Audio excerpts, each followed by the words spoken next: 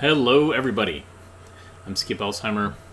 Welcome to the AV Geeks lunchtime streaming show, where we watch old 16mm films. And that last film was kind of interesting. It was, we've been scanning a bunch of old Coronet films for the company that owns Coronet now, Phoenix Learning Group. And so we run across films that have no soundtrack.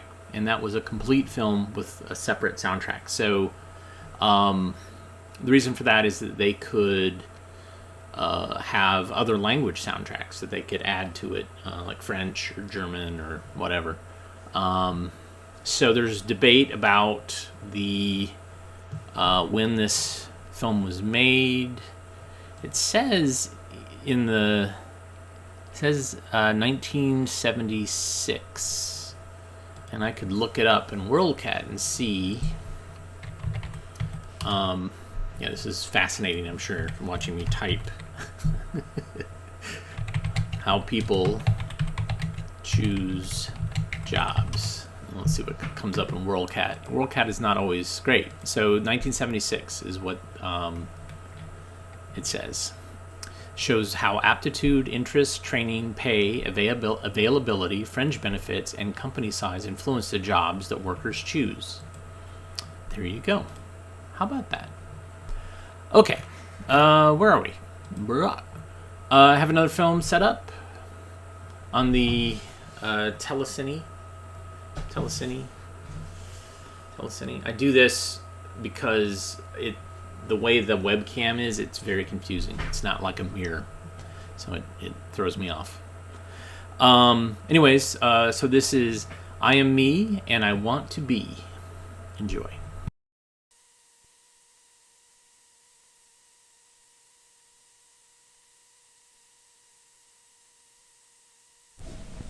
Is you and me, but you and I are society. Jessica, time for school. School? Boy, do you know I've been going to school for 4 years? Nursery school, kindergarten, first grade, now second grade. Oh well, today I'm going to play kickball with the boys.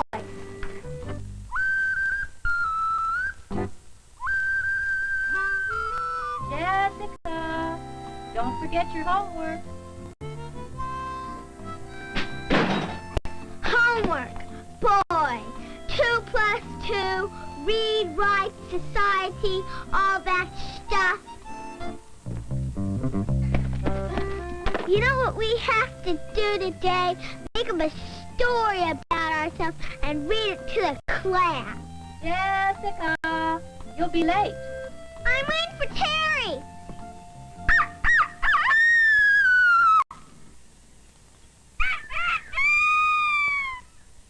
I am me. You are you, and I am me. We're both a part of society. Society is you and me, but you and I are society.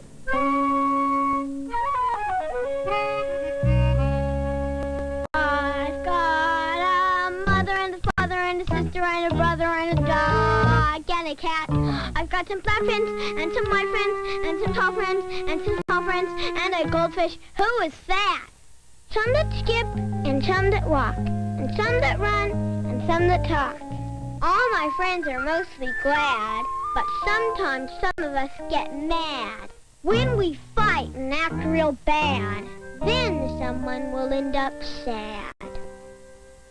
And I have a teacher. This is my school. I sit right here.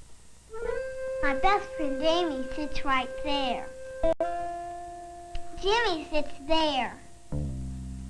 And Sally sits there. Sally bugs me. She's so bossy.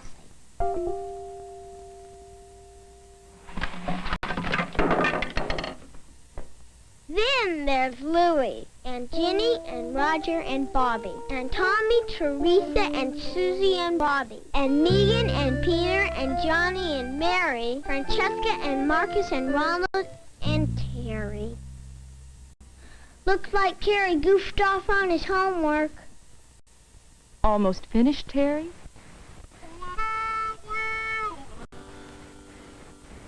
Who wants to go first? Amy, how about you? What I like about myself. I like being in my room and closing the door and nobody comes in and you have to knock 3 times to come in. I like playing with my dollhouse that my grandfather made. Sometimes my friends come in and play with me. Well, what I like about myself is riding my bike. I pretend I'm a racer. I like to go in the garage and make things. I want to play the piano. I'm going to be a ballerina. I'm going to be a doctor. I'm going to be a basketball player. What do you want to be today when you grow up? A fireman.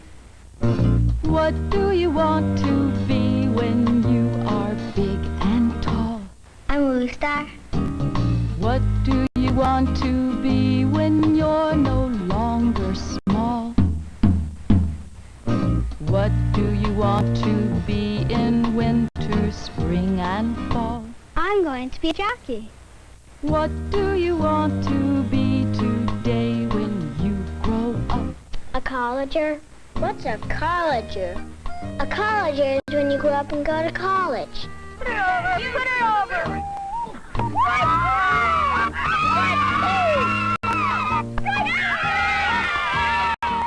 Well, maybe I'll try football. What do you want to be when you are big? I want to be me. I couldn't find a quiet place in the house. I have 3 older brothers, see. Well, they built a tree house, and now I get to use it. Daisy and I go up there a lot. You can hear the whole world up there.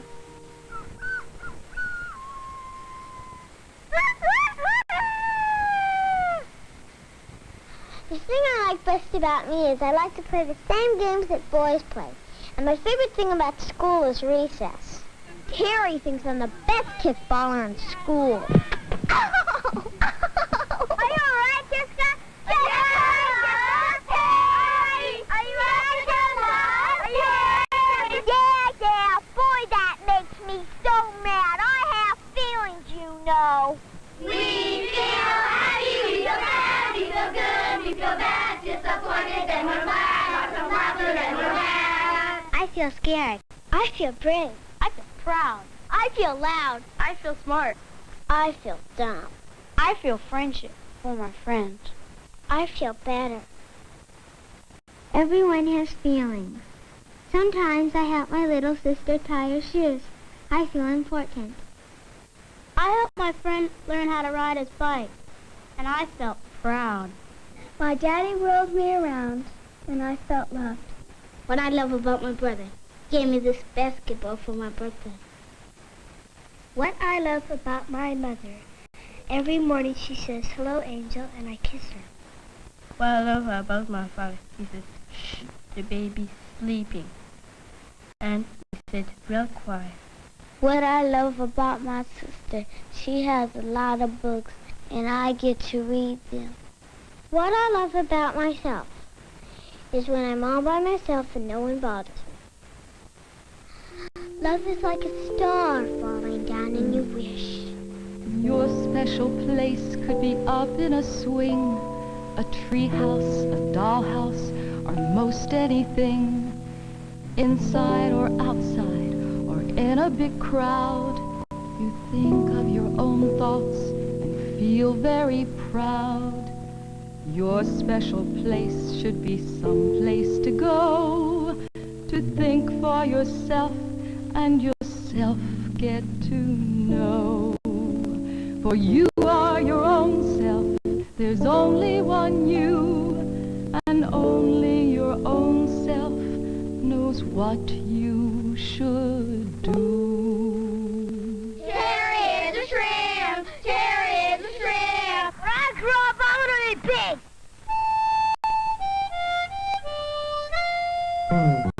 Inside of every big guy, you'll find there is a little guy, a small guy who wants to become a big guy. I wonder why you big guys don't talk to all those little guys, 'cause if you do, you'll find the reasons why. Your little guy needs help from you, it's easy for big guys to do, and with a little help from you, your small guy learns to grow up too. So get to know that small guy, a really not so bad guy, that little guy who wants to be a big guy. Inside of every big guy, you'll find there is a little guy who wants to be a big guy just like you. Every big guy has a little guy inside. Big guy, little guy. Where's a smile? Where's a frown? Laughs at himself. Shouldn't laugh at others.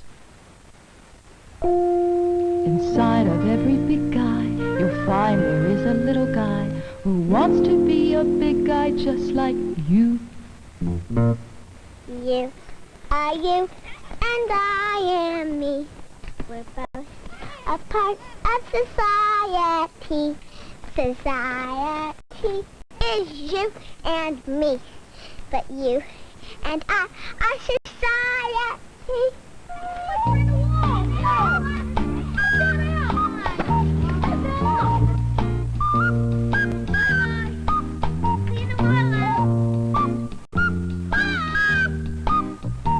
Don't forget your homework.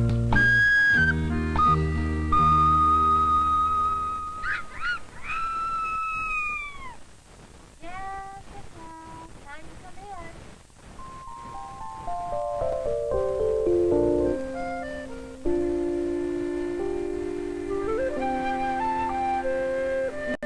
Happiness begins within, inside of you and all your friends. Within us all, a secret place that puts a smile upon your face. All your chums and all your friends are on the outside looking in. It's so simple if you try. You get so happy you could cry.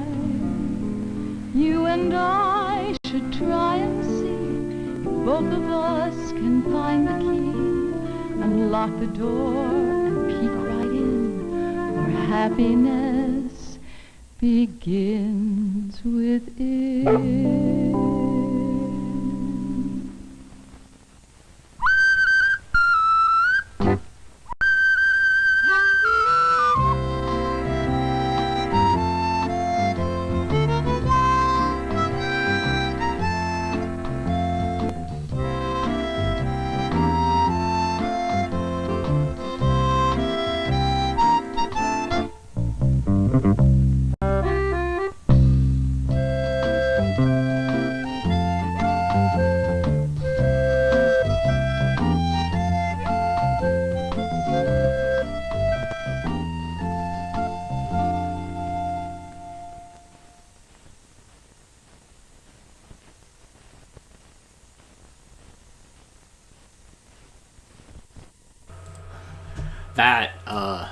That was pretty great.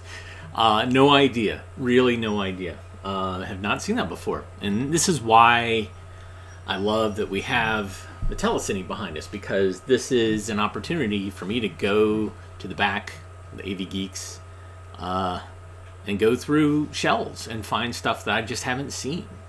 And we've had some pretty good examples of that this week, where we've been watching stuff that I haven't seen, and they were really good.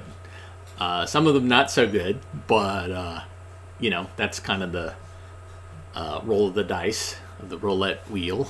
Anyways, let's learn about the Pharmacist. Enjoy.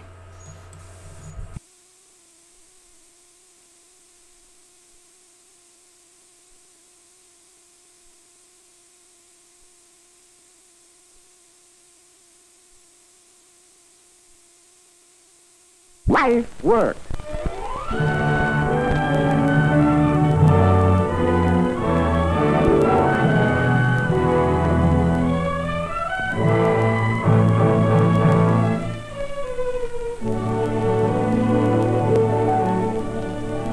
This is a microscopic view of germs magnified several million times. When germs attack the human body, they often cause serious and dangerous diseases, such as diphtheria, a vicious disease of children. Germs in unknown trillions upon trillions infest the earth. They cripple and maim and destroy human life. To combat these germs and to protect public health, modern medical practice enlists the aid of vaccines, serums, medicines, and drugs. The science of preparing and dispensing these medicines and drugs is called pharmacy, one of the oldest professions known to man. And the key figure in this profession is the highly trained, registered pharmacist. He may be the man working diligently in the research laboratory, seeking to develop new and better forms of medication. Or he may be found in a pharmaceutical plant, controlling the strength, purity, and quality of drug products. Or he may be serving in any one of almost 60,000 retail drugstores throughout the country, cooperating with physicians in the interest of public health. Although the corner drugstore is often an all-service institution, its most important function is to serve as the health center of the community. A doctor's prescription may seem mysterious to the average layman, but it's all very simple to the pharmacist. It may contain chemical names or abbreviated medical terms, but the pharmacist understands it perfectly. It is his responsibility to make sure that each prescription is filled exactly as the doctor has ordered. Accuracy and skill are synonymous with pharmaceutical technique. An error in the compounding of a prescription could be injurious or even fatal to the patient. So the pharmacist must take every precaution in his work. He checks and double-checks both the instructions and the required ingredients. After the medicine is compounded, he transcribes the necessary instructions on the label. Each prescription has its own serial registry number, which goes on permanent file to be kept on record as required by law. Annually, about 300 million prescriptions are filled by pharmacists. To be a pharmacist, one must be a graduate of an accredited college of pharmacy and pass the state examination for a license. The pharmacist, in common with all professional men, has a responsibility for ethical and conscientious service to his community. For at one time or another, human life will depend on his ability, accuracy, and integrity. On the pharmacy shelves are many drugs that must be used only under professional direction. Many of these are restricted items and must not fall into unscrupulous hands. Before he can fill any prescription containing poisons or narcotics, the druggist must obtain the purchaser's signature and address and the reason for the purchase in a special ledger. In very large drugstores, the pharmacist devotes his time exclusively to filling prescriptions. In smaller stores, he may also be in charge of hospital and sick room supplies as well. In these stores, the prescription business is generally light. So the pharmacist, who is usually the owner, sells many other products to maintain a sufficient volume of business. Success in pharmacy, as in any other profession, is achieved by diligence, persistence, and strict regard for professional ethics. In recent years, specialized prescription stores have become more numerous. Here, pharmacists sell only pharmaceutical products and supplies. As specialists, they keep up with all current developments in the drug field and can supply physicians with expert information on this subject.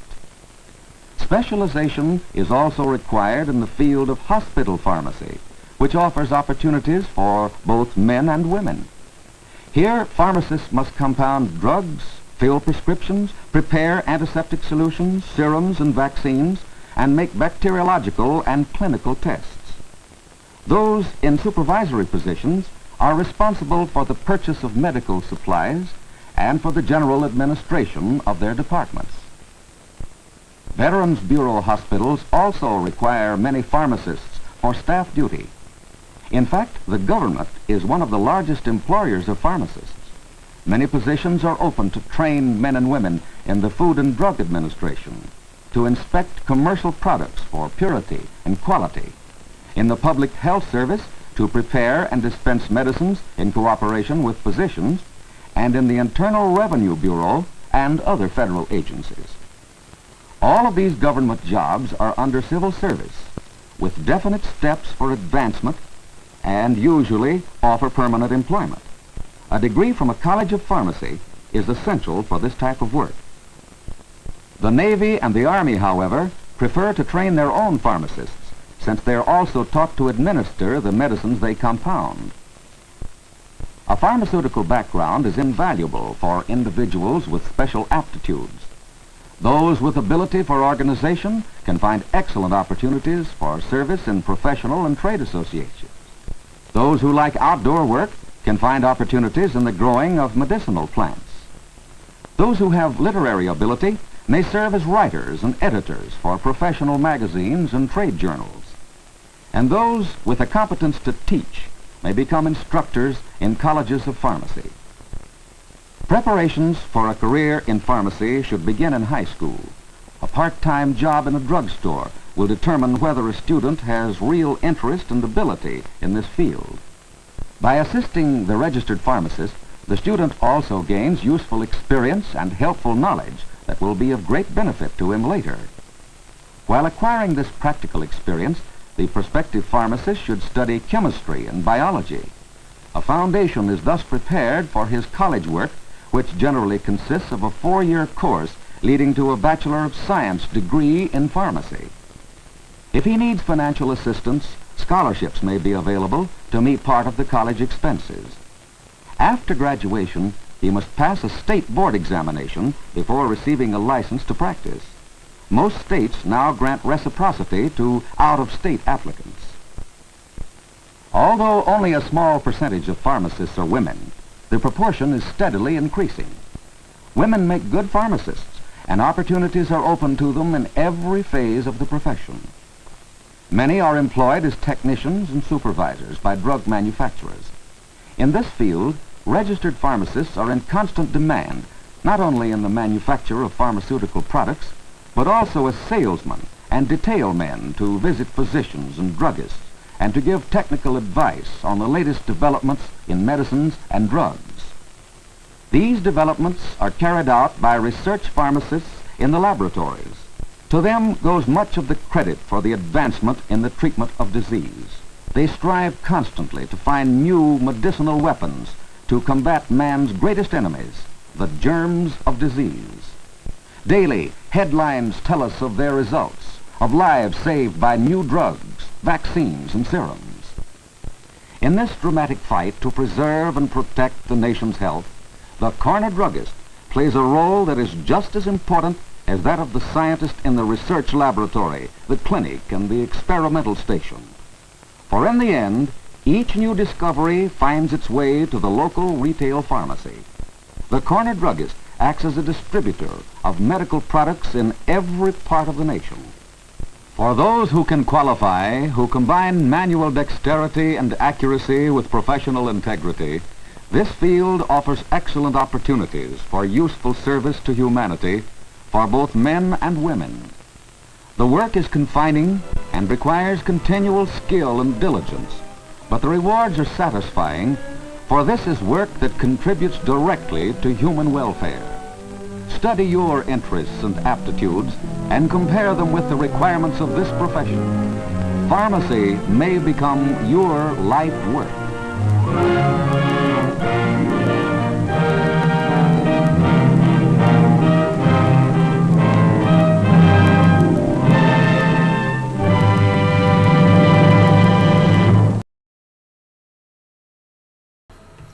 Chewing on some peanuts.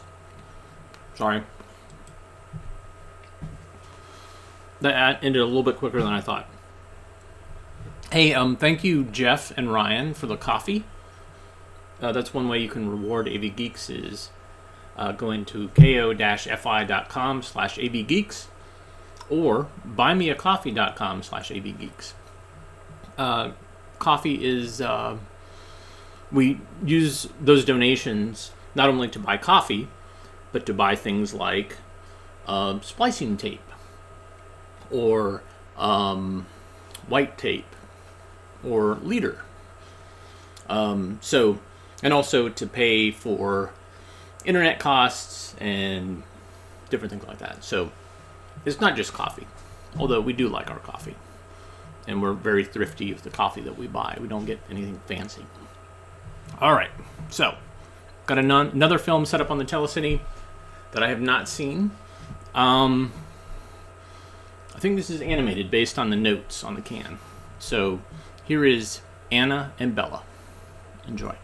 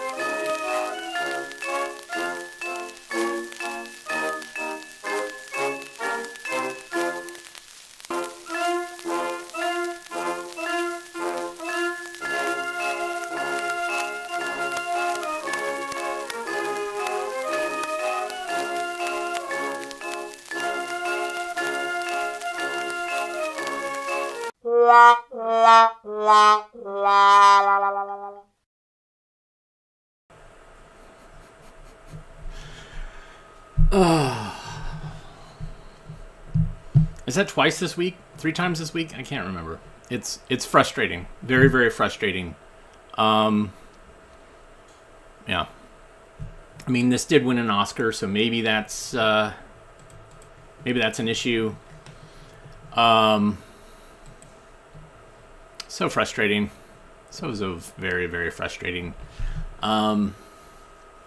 Anyhow, let's get back to old educational films that we know are not going to be a problem. Here we go. How to read novels.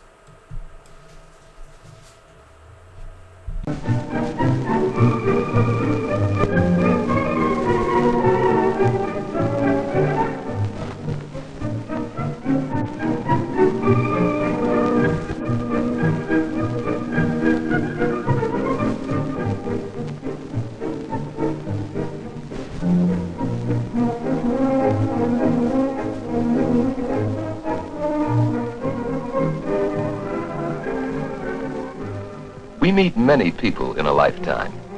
Some we see often and understand a little. Others we know hardly at all. Stop a moment and think. How little we know about the lives, the motives, the hopes and fears of the people around us.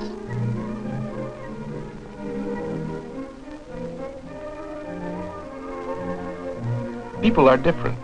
Each has his own life story, his own memories and ambitions.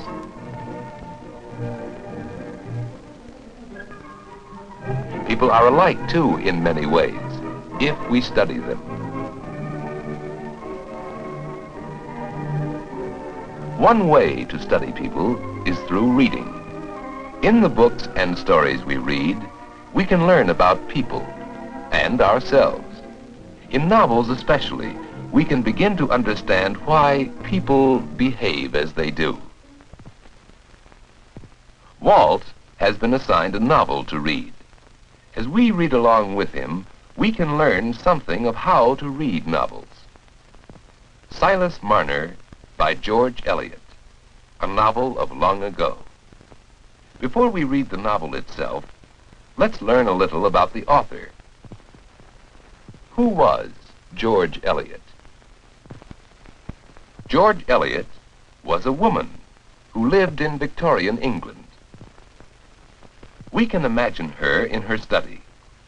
Marian Evans, for that was her real name, wrote book reviews and helped edit various London magazines. She also wrote novels under the pen name of George Eliot. In a letter to a friend, she wrote, "I am writing a story which came across my other plans by a sudden inspiration. It is extremely unlike the popular stories going. It is a story of old-fashioned village life." In such a village, George Eliot had spent her childhood. The story of Silas Marner takes place in the village of Rapallo, which the author tells us was never reached by the vibrations of the coach horn or of public opinion. A village shut off from the outside world, one where ignorance led to superstition and fear. A village largely made up of farmers who needed only a few craftsmen, such as the weaver, to supply their needs. Such a village George Eliot knew as a child. It is the setting for the story of Silas Marner.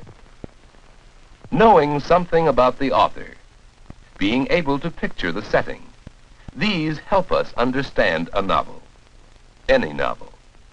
Thus, by visualizing the coast of Maine, we may better enjoy the novel Mary Peters by Mary Ellen Chase. Here, where the quiet, picturesque farmland competes with the wild sea for the lives of the people, the story of Mary Peters is torn and tossed between sea and land. London is the setting we should bear in mind when we read many of Charles Dickens' novels. More recently, John Galsworthy has written novels in which these settings are important. Or we must imagine the Mississippi River and its steamers if we are to appreciate fully many of the stories of Mark Twain. And an English village, much like this one, is the setting for Silas Marner. As we read, we shall keep the setting in mind, for in the setting, and partly because of it, the story takes place. The first person we meet in the story is Silas Marner himself. Those large, brown, protuberant eyes in Silas Marner's pale face really saw nothing very distinctly. Can we picture this man? Can we guess how he might have looked? Brown, protuberant eyes, pale face. Think of such a man whom we have seen. Then begin to imagine how Silas Marner looked. Meet him, as we do in the novel, a man alone, set off from the other villagers, at whose approach the shepherd's dog barked fiercely.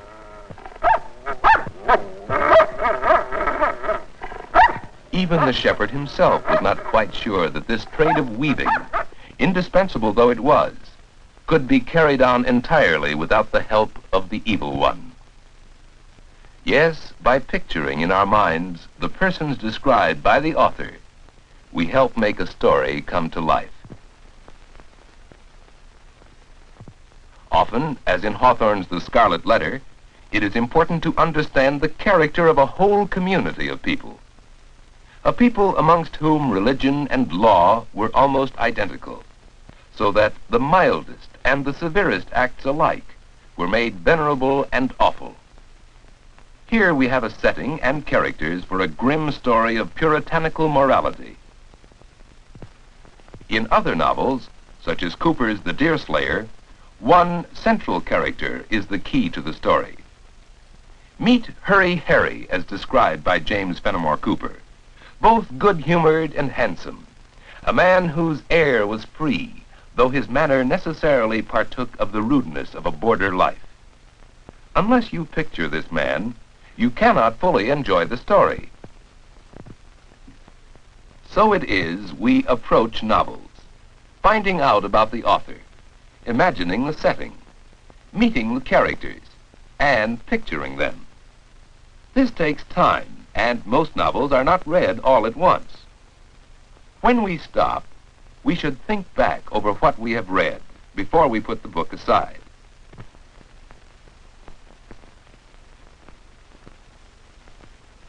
When we have another chance to read further, we first recall the people and the situations they were in when we last put down the book.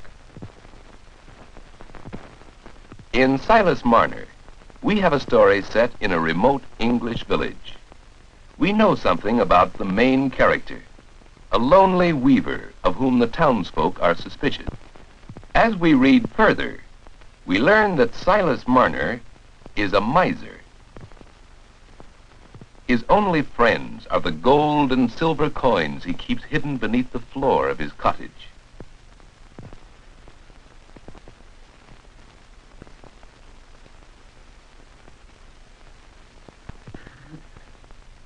This is the way George Eliot describes the scene.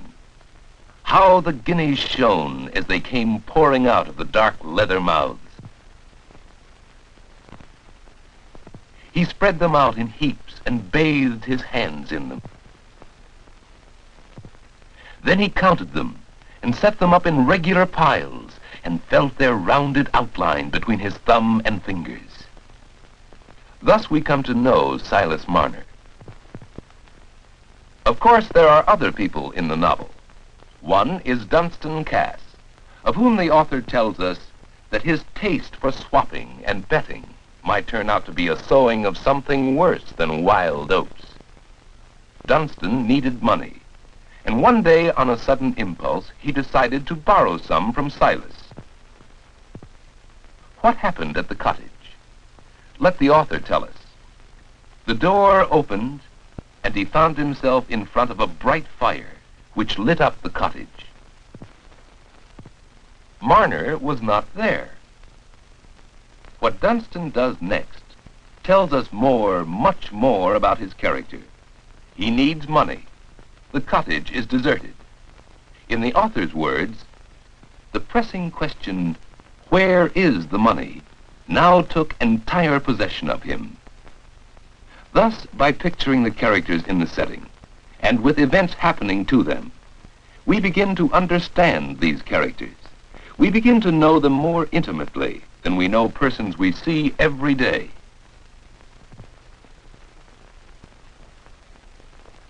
After we are well into a story, we can often enrich our reading by discussing it with others. The comments of our friends may change our own ideas and help us see the people and events of the story in a new light. Sometimes we are asked to prepare a more formal discussion, a book report. When we are planning to make book reports, we read more carefully. We watch for clues that build up the characters and plot. We are alert for good writing. And we also notice things that are not so good. What goes into a book report? A written report may be brief or long. It may discuss parts of a book, some interesting character or incident, or the book as a whole. Oral reports can be especially interesting. A small group can give a book chat. Or you may want to tell the class yourself what you have gained from reading a novel.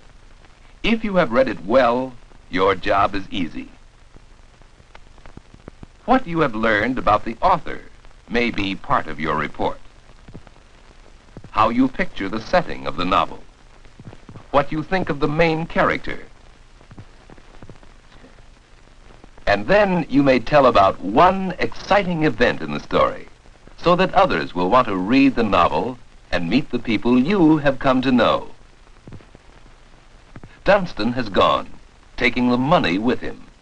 Silas has returned. He is thinking about the roast of pork he has been given. Such a miser would never have bought it for himself. What will happen? When will Marner discover his loss? Now that we understand something about the author, the setting, the characters, we are better able to enjoy this tense, exciting moment in the novel.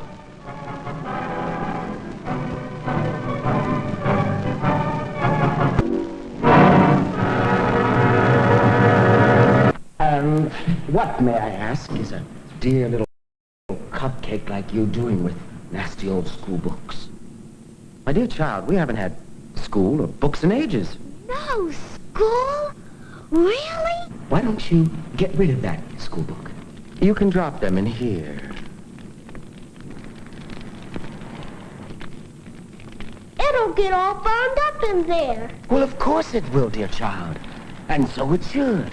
Books tamper with man's basic, natural ignorance. Now, what could be worse than that? But I can't burn this book. It's school property. Nonsense! Apple sugar. You just need to get into the mood. Books are not where it's at, teaching you how to spell cat. I know you'd rather play, so why don't you throw all your books away? Books are made for burning, the fire is already yearning to put an end to any learning. 1, 3, 5, 9, throw 'em in the fire's fine. Put the books in the fire, see the flames growing higher. Burning books is our heart's desire. 2, 4, 6, 8, time to incinerate.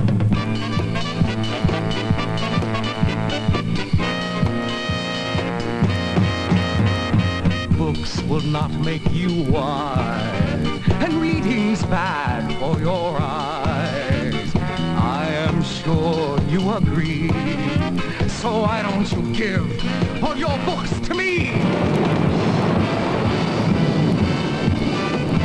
Books are made for burning, fire is already yearning to put an end to any learning.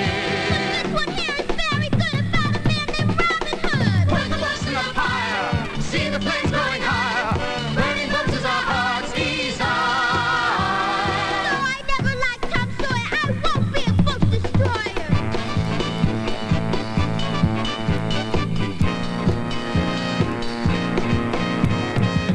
books can only confuse, teaching you things you can't use.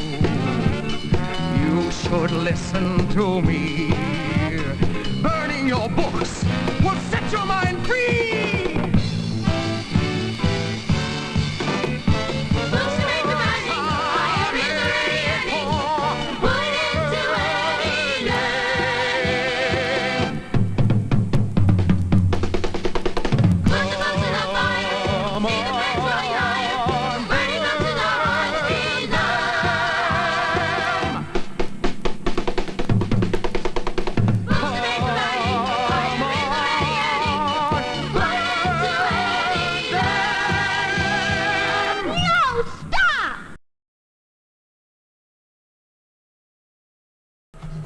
Apple sugar.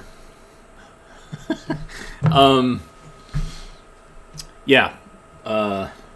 Yes, I did show that long cornet film just so I could show Books Were for Burning. That film, that snippet is from a film called Magnificent Major, which was part of a series that was made. It's a very weird series. It's taking the concept of a children's book and then it's extrapolating, but in a very weird way. So this is about Wizard of Oz, but it's not. It's it doesn't really make sense. But of the two films I've seen in the series, no, maybe I've seen three.